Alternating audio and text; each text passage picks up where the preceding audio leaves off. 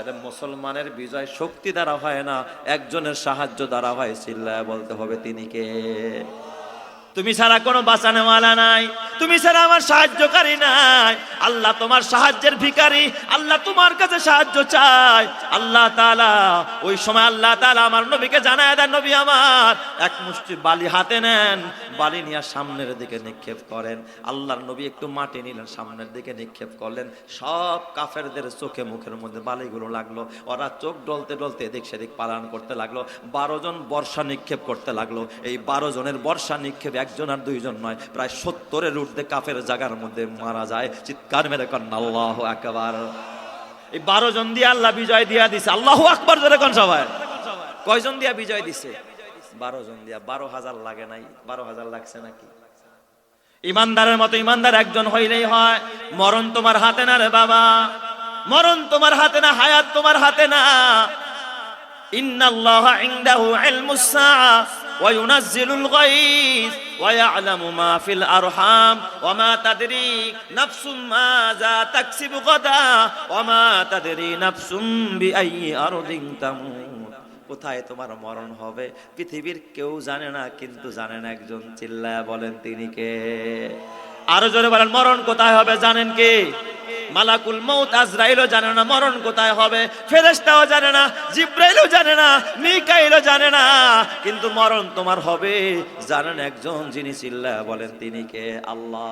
এই মুসলমান হুনাইনে ঢোকার আগেই অতর্কিত ওই কাফেরেরা পাহাড়ের গুহার থেকে তীর আর বর্ষা নিক্ষেপ করতেছে, অতর্কিত। 12,000-এর মাঝে তীর আসার পরে মুসলমান ছত্রভঙ্গ হয়ে যায়। যেখানে মুসলমান এক যুগে মারানোর কথা, সেই জায়গায় মুসলমান ছত্রভঙ্গ হয়ে গেছে। নবী আমার একা পড়ে গেছে। ডাইনে মুসলমান পালায়, বামে পালায়, পিছনে পালায়, কারণ অতর্কিত তীর আসতেছে এই দিক দিয়া। নবী আমার তখন নবীজি দাঁড়ায় গেছেন, দাঁড়ায় ডান থেকে ডাক দেন, বাম থেকে ডাক দেন, পিছন থেকে ডাক দেন। নবীজি ডাক দিয়া বলেন, আনান নাবিয়ুস সিদ্দিক, আনান নাবিয়ুল লা কাযিব, আনা ইবনু আব্দুল মুত্তালিব। খবরদার, খবরদার ও কুরাইশের লোকেরা, ও আনসারেরা, ও মুহাজিররা, আমি তো একজন সত্য নবী, আমি মিথ্যা নবী না, আমি ভণ্ড নবী না, আমি প্রতারক নবী না, আমি আব্দুল মুত্তালিবের নাতি, আমি আব্দুল মুত্তালিবের বংশের সন্তান। আমি পালায়ন করব না। কে আসো, কোথায় আসো, আমার সঙ্গী হয়ে যাও। এই কথা বইলা নবীজি যখন ডাক দিলেন, ডান দিক থেকে কিছু সাহাবী, বাম দিক থেকে কিছু সাহাবী, পেছন থেকে কিছু সাহাবী, মোট 12 জন আইসা গেছে। কয়জন? 12 জন। নবী একজন, মোট কয়জন? 13 জন। ওই দিক দিয়ে কাফেররা কয়জন?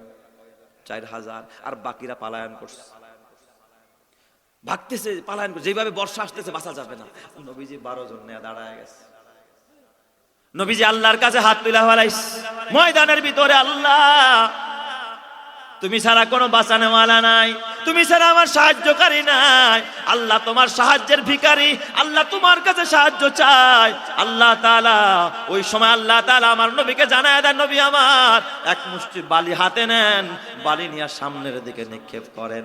আল্লাহর নবী একটু মাটি নিলেন, সামনের দিকে নিক্ষেপ করলেন। সব কাফেরদের চোখে মুখের মধ্যে বালিগুলো লাগলো। ওরা চোখ ডলতে ডলতে এদিক সেদিক পালান করতে লাগলো। 12 জন বর্ষা নিক্ষেপ করতে লাগলো। এই 12 জনের বর্ষা নিক্ষেপ একজন আর দুইজন নয়, প্রায় 70-এর ঊর্ধ্বে কাফের জায়গার মধ্যে মারা যায়। চিৎকার মেরে কন্যা আল্লাহু আকবার। এই 12 জন দিয়ে আল্লাহ বিজয় দিয়া দিছে। আল্লাহু আকবার জোরে কোন সবাই? কয়জন দিয়া বিজয় দিছে? 12 জন দিয়া। 12,000 লাগে নাই? 12,000 লাগছে নাকি? ইমানদারের মতো ইমানদার একজন হইলেই হয়। শাহজালালের মতো একজন মুসলমান হইলেই হয়। এবার মুসলমানদের বিজয়।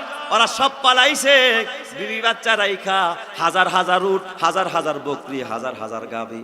মুসলমান এই হুনাইনের যুদ্ধে যেই পরিমাণ গনিমতের মাল পাইছে, অন্য কোন সব যুদ্ধ মিল্লা ওই পরিমাণ গনিমতের মাল পায় নাই। চিৎকার মেরে কন্যা আল্লাহু আকবার। এই বিজয় মুসলমানদেরকে দিছেন যিনি, তিনি কে? তাইলে সাময়িকভাবে একটু মুসলমান বিপদগ্রস্ত হয়েছিল কিসের কারণে? একটু অহংকারের কারণে, ভাব আসার কারণে। এই ভাবটাও আমাদের মধ্যে আছে না নাই? এই ভাবটা কি আপনারা তো বুঝেন না। ভাবটা কি আমি একটু বুঝাইলে বুঝবেন। ভাবটা হলো আমি ভালো,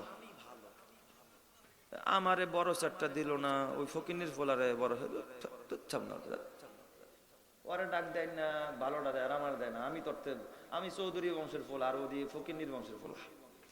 এই যে আমি ভালো, ও আমার থেকে কি নিচু, এটার নাম কি? কথা বলেন, এটার নাম কি? অহংকারের একটু পরিচয় দিলাম আপনাদের ভাষায়, আমার ভাষায় না, আপনাদের ভাষায়। ধরেন দুইটা চেয়ার, একটা একটু ভিআইপি চেয়ার, একটা সোফা আর একটা প্লাস্টিকের। আপনারা দুইজন আসছেন এই এলাকার থেকে, একজনের সোফা দিছে আর একজনের প্লাস্টিকেরটা দিছে। কয় ভাই আপনি এটাই বসেন, আপনি এটাই বসেন। যারে প্লাস্টিকেরটা দিছে তার কাছে ভালো লাগবো নি? হ্যাঁ, আমি মাদুর, আমার বংশের চেয়ারম্যান আর ওর বংশের একটা মেম্বারও নাই, ওরে মোড়া চেয়ার দিছে। দাঁড়া, এখন তো কিছু কম না, মজাটা পরে বুঝাবো। কারণ আমি তো ওর থেকে সেরা, আমি তো ওর থেকে সেরা, আনা খায়রুম মিনহু। এটা কিন্তু ইবলিসের ডায়লগ। কার ডায়লগ? ইবলিসের। আল্লাহ তাআলার কোরআন বলে, আল্লাহ তাআলা বলে ওয়াকুলনা, আল্লাহ তাআলা বলেন ওয়াইজ কুলনা লিল মালাইকাতি ইসজুদু লি আদম, যখন আমি ফেরেশতাদেরকে বললাম তোমরা আদমরে সিজদা দাও, ফাসাজাদাল মালাইকা, ফেরেশতারা সিজদা দিল, ইল্লা ইবলিস, কিন্তু ইবলিস কি করলো না? সিজদা দিল না। আবার সে অস্বীকার করলো, ওয়াস্তাকবার, অহংকার করলো। কেন? আমি কেন আদমরে সিজদা দিব? খলাকতানি মিন নারি ওয়া খলাকতাহু মিন তিন, আল্লাহ আমারে বানাইছো আগুন দিয়ে, আগুনের গতি উষা, আমি চৌধুরী বংশের। ওরে বানাইছো মাটি দিয়া, ও তো এই এলাকার ভিতরে সবচাইতে ফকির বংশের। এই এলাকায় যদি এই বংশের লোক থাকেন, বেজার হয় না, আমি উদাহরণ দিয়া বলছি, আমি তো জানি না কে কোন বংশের। এই যে একটা ভাব যে আমি চৌধুরী বংশের, ও তো কি ফকির বংশের। তো ওরে তো নিচে বসানো দরকার ছিল, অথচ ওরে দিল বড় স্যার আর আমারে দিছে ছোট স্যার। আমি তো মোটা। আনা খায়রুম মিনহু, আমি তার থেকে দামি। খলাকতানি মিন নার, আল্লাহ আমার আগুন দিয়া বানাইলা, ওয়া খলাকতাহু মিন তিন, আর তার মাটি দিয়া বানাইলা। মাটির গতি নিচের দিক, আগুনের গতি উপরের দিক। আমারে কবরে সিজদা দিতে, ও উল্টা আমারে সিজদা দিব। আমি ওরে সিজদা দিব, আমি ওরে ভোট দিব, ও আমারে ভোট দিব। এই রকমের ঠেলা ঠেলি আপনার এলাকায় নাই? কথা কয় না, আছে না নাই? এটার নামই কি? অহংকার। এই অহংকার ইবলিসের চাদর। পৃথিবীর সর্বপ্রথম অপরাধের নাম ছিল কি বলেন? অহংকার। পৃথিবীর সর্বপ্রথম অপরাধ, অন্যায়, কবিরা গুনার নাম কি? সর্বপ্রথম আদমরে সেজদা দিতে অহংকার কইরাই তো ইবলিস কি করে নাই? সেজদা দেয় নাই আদম বানানোর পরে। এই প্রথম অহংকার, প্রথম গুনাহ করে ইবলিস। প্রথম গুনাহ করছে কে? ইবলিস। প্রথম গুনাহকারী হলো ইবলিস। আর ইবলিসের প্রথম গুনার নাম কি? অহংকার। এই অহংকার আমাদের মধ্যে আছে না নাই? অহংকার ধুইয়া ফালায়া দেন, অহংকার ধুইয়া ফালায়া দেন।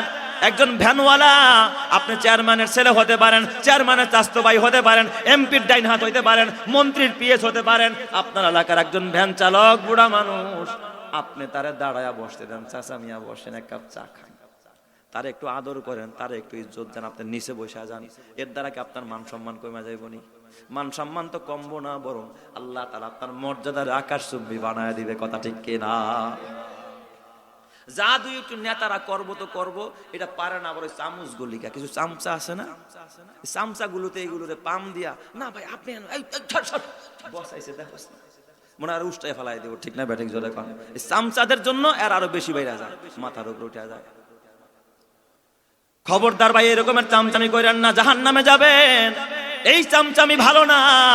চামচামি যদি করতে হয় আল্লাহর কইরেন, রসুলের কইরেন, আলেমের কইরেন। কিয়ামতের ময়দানে আলেমরা সুপারিশ করে জান্নাতে নিয়ে যাবে। চিৎকার মেরে কোন সুবহানাল্লাহ বলেন তো, আপনার এমপি মন্ত্রী আপনারা জান্নাতে নিতে পারবো না?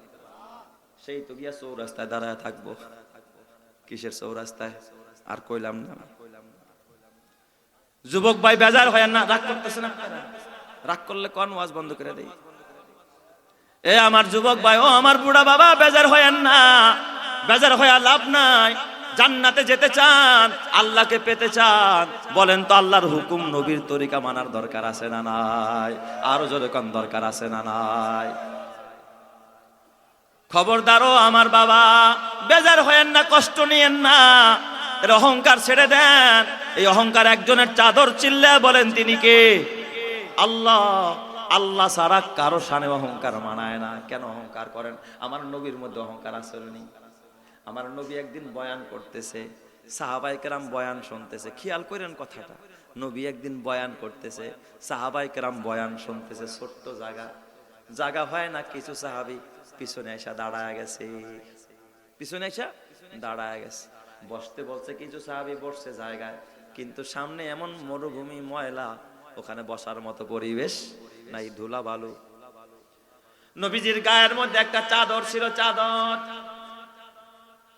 নবীজি চাদরটারে খুললেন, চাদরটারে ভাঁজ দিলেন, হাতের মধ্যে নিয়ে রহমতে আলম নবী চাদরটারে এইভাবে ভাঁজ দিলেন।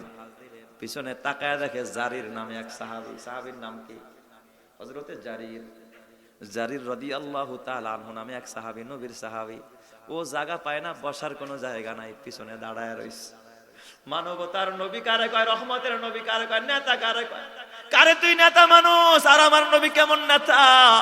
নবী আমার চাদরটারে খুইলা ভাঁজ দিলেন, ভাঁজ দিয়া রহমতে আলম নবী এইভাবে চাদরটারে নিক্ষেপ করলেন। নাও জারির, খুঁজিয়া জারির চাদরটা নাও, এই চাদরটা ওই জায়গার মধ্যে বিছায়া দাও। জারির তুমিও বসো, তোমার সাথে যারা আছে তাদেরকেও বসতে দাও।